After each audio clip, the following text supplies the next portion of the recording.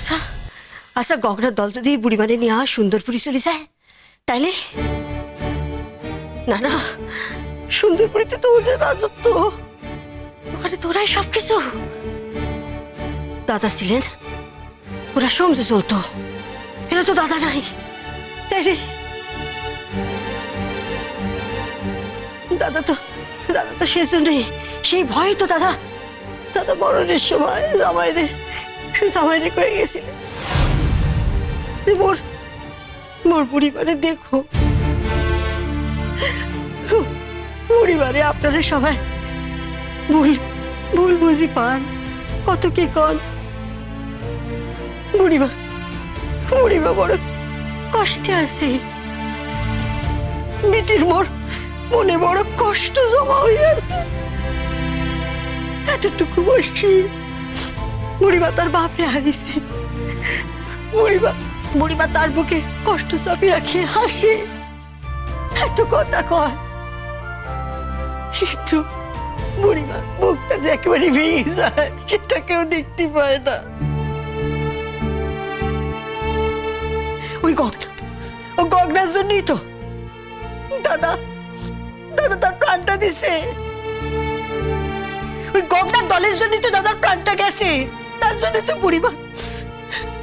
বুড়িমার জীবনটা ঘুরে গেল।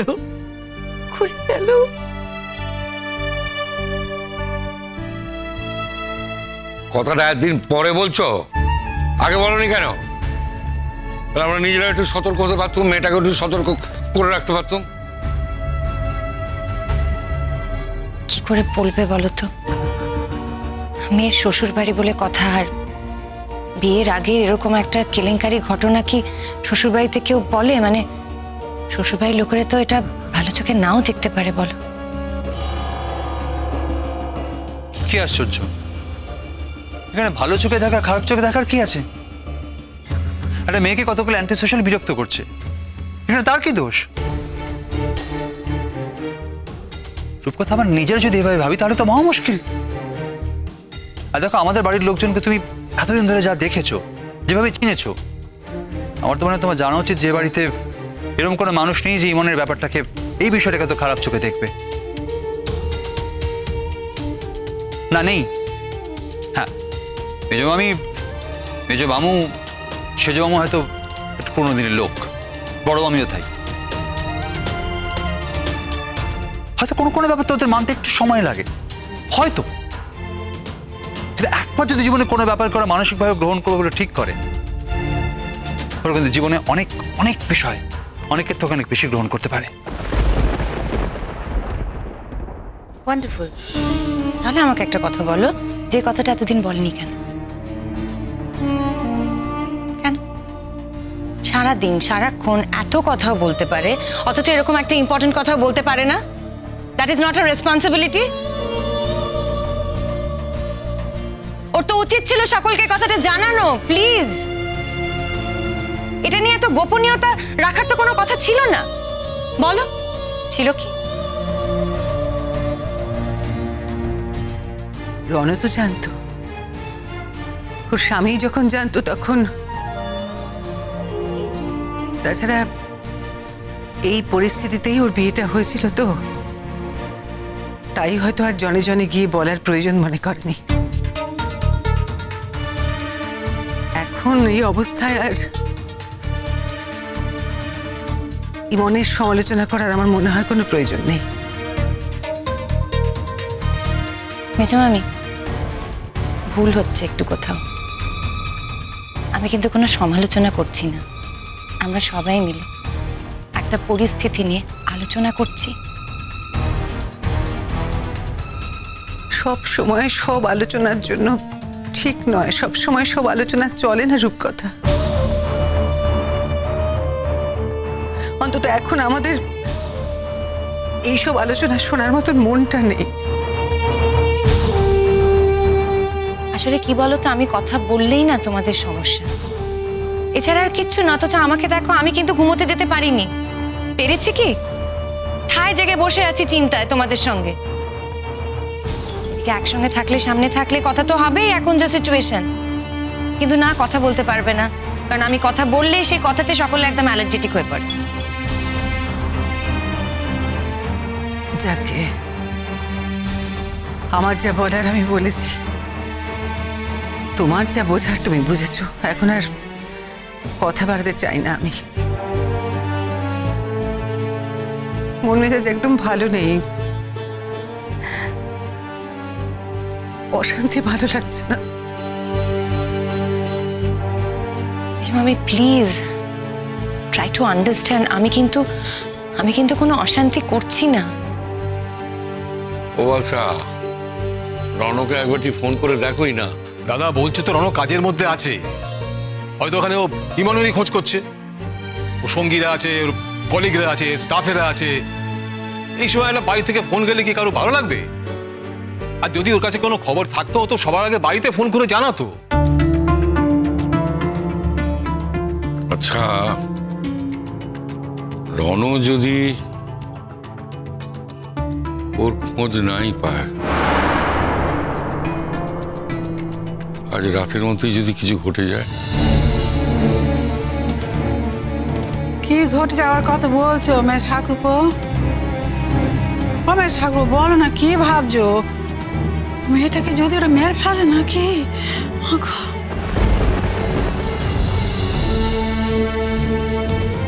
কিছু বলা যায় না। এসব অ্যান্টি সোশ্যালরা কি করে আর না করে। না না, আমার মনে হয় না ওরা ওসব দিকে যাবে। না না, আই ডোন্ট থিঙ্ক সো।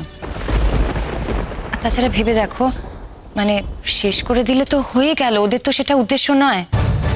ওদের তো উদ্দেশ্য এখান থেকে ইমনকে সরিয়ে নিয়ে যাওয়া, সেটা ওরা করেওছে, এবং ইমনের সংসারটা জাস্ট নষ্ট করে দেওয়া।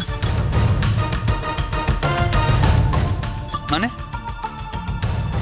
ইমনকে যদি ওরা এখান থেকে নিয়ে গিয়ে থাকে, যদি 7 দিন পরেও আমরা ওকে ফিরে পাই, তাহলে সংসারটা কেন নষ্ট? আমি তো বুঝতে পারছি না, মানে সংসার কেন নষ্ট হতে যাবে? তুমি বুঝতে পারছো না? তোমার কি মনে হয় এই যে ইমনকে ওরা নিয়ে গেছে, ওরা কি ইমনকে যত্ন আত্তি করে খাতির করে ওখানে গেস্টের মতো তুলে রেখেছে?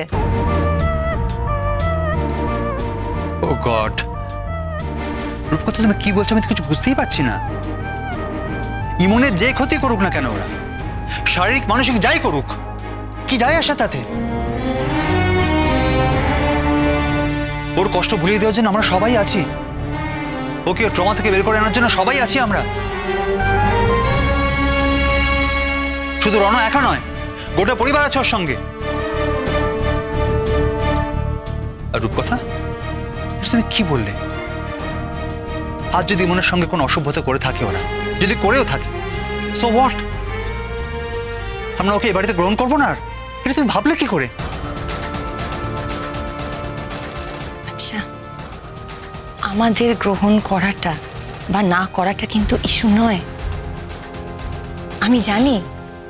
আমি জানি সবাই ওর পাশে থাকবে, কিন্তু রণ যদি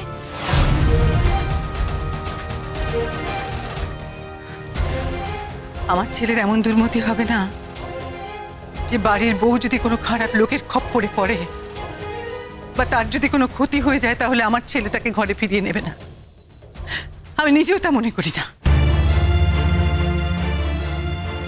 দেখো রূপকথা, আমরা বেশি লেখাপড়া না করতে পারি, কিন্তু আমাদের অন্তত এটুকু বোধ বুদ্ধি আছে যে এরকম একটা ঘটনা আমাদের বাড়ির মেয়ের জীবনেও হতে পারত। তখন কি আমরা তাকে ছুঁড়ে ফেলে দিতাম? কিংবা ধরো যদি এরকম একটা ঘটনা আমাদের বাড়ির মেয়ের ক্ষেত্রে ঘটতো, তার শ্বশুর বাড়ির লোক যদি তাকে ফিরিয়ে না নিত, আমরা প্রতিবাদ করতাম না? সুতরাং নিজের মেয়ের বেলায় এক, অন্যের মেয়ের বেলায় আর এক, এটা আমরা করতে পারবো না রূপকথা। এখন কেন এসব আলোচনা হচ্ছে আমি তো কিছু বুঝতে পারছি না। আরে বাবা, আমরা তো জানি না যে ইমন এখন কোথায় আছে, কি অবস্থায় আছে। ফালতু ফালতু এই সমস্ত মন গড়া আলোচনা করে কোনো লাভ আছে কি? শোনো রূপকথা, তোমাকে আজ একটা কথা কই। গঙ্গার জলে যতই পাঁক থাক, যতই ময়লা ভেসে যাক, তবুও মানুষ গঙ্গার জলেই পুজো করে।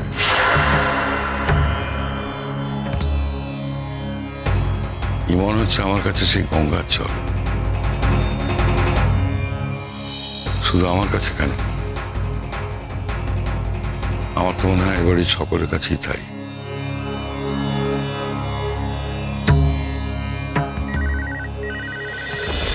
কুসুম দোলা কুসুম